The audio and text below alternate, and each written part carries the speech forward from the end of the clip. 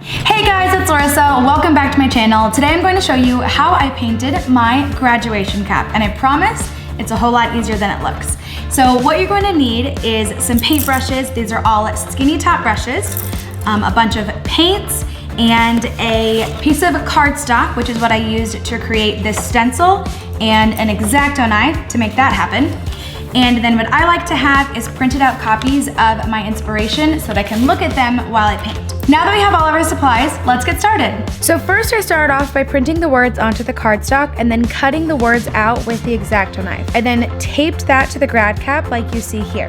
Now I'm going to take a small tapered brush and paint that into the stencil that I just created. I'm painting directly onto the fabric of the grad cap. Another alternative would be to get a piece of cardstock that matches the color of your grad cap and then paint on that.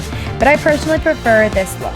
Wait a minute to let that dry, or just go at it with a hairdryer and then gently pull off the stencil.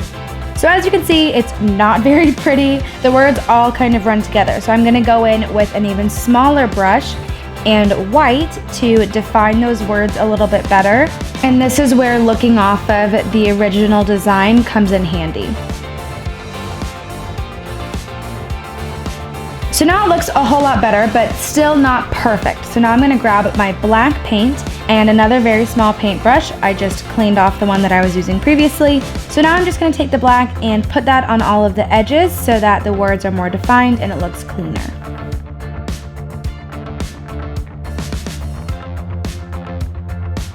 Ta-da! This is the floral design that I'm using as inspiration, so I'm going to set that over here to the left and get started with the flowers. I'm starting off with a light pink color. I will write the names of all of the exact colors that I used in the description box if you would like to copy me exactly, but for now, for time's sake, I'm just going to refer to them as light pink, dark pink, etc. So I start off with the simple flowers, and then I'm just making some roses, and I'm taking that all the way around the edges of the grad cap.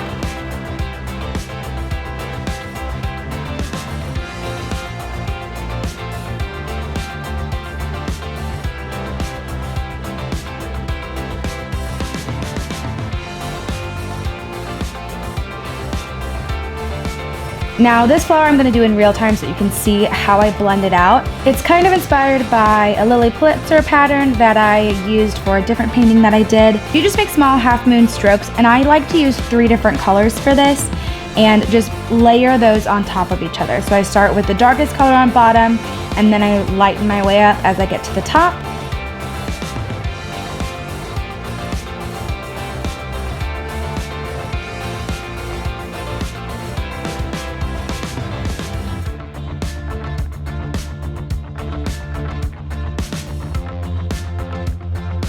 And then I go in and just lightly tap over the paint to kind of blend it together, and it looks like you're looking from the top down at the rose.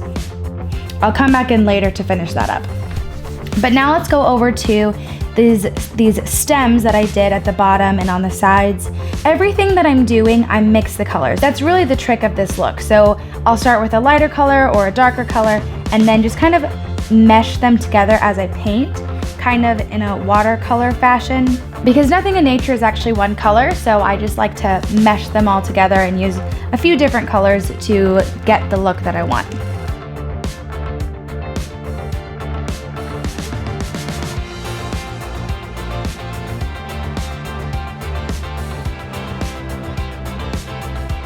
I went in with this really bright yellow to add the color to these stems, and then I went over that with white. Now I'm going over on the side of the grad cap and doing a different kind of, I don't even know what you would call this, different kind of vine, I guess.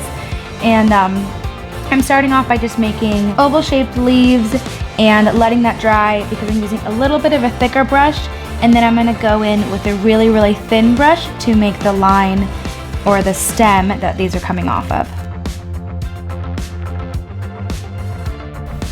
I like to go back and touch it up as I go especially because I'm painting onto fabric. As it dries, the color fades a little bit. So once I finish it, I go over it a few times to really get the bright, vibrant color that I want. Now, this is my favorite little green thing on this grad cap. I start off with the lighter green color and make these little strokes, kind of like a backwards Christmas tree, or I don't know if it looks like that to you, but it kind of looks like that to me. On the same brush, I keep the brush dirty, I grab the darker color and go in on top of that. So you can see here, I'm taking the light green color, making these little lines. And then I get the dark green color and literally put it right on top of that light green. And then I just go in and blend that all together. Oh, I literally love these little leaf tree things so much. This is how they look up close. Now I'm just going around the grad cap and doing more of these because I like them so much, obviously, and because I wanted to add green all the way around the cap because it was looking kind of bare to me at this point. So I add those in and just keep circling around the grad cap until I feel like there's a good amount of green.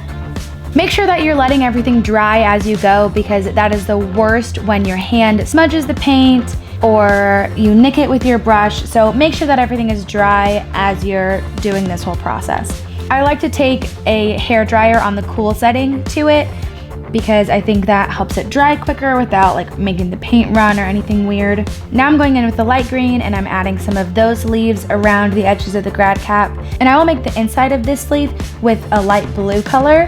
And I just do the basic stem type look. And then I go in with white on top of that and kind of blend it out. Sorry, it looked really bad in that last shot, but I just kind of blended it in with the green. And you'll see me do that again later. Now I'm taking a dark green and black and mixing that together because I love to mix colors, as you can see. And I'm just going around again, just adding color just so it looks more full. So this is what I was saying. I go in with that blue and then I just I grab the green and I grab the white and I just blend it all together so you can kind of see what my goal was, but they're not strict lines because I think it looks best when it's just kind of thrown on there. And that is the finished look. I hope you guys found this tutorial helpful. If you did, please be sure to give the video a thumbs up and subscribe to my channel. Thank you so much for watching, and I will see you in my next video. Bye!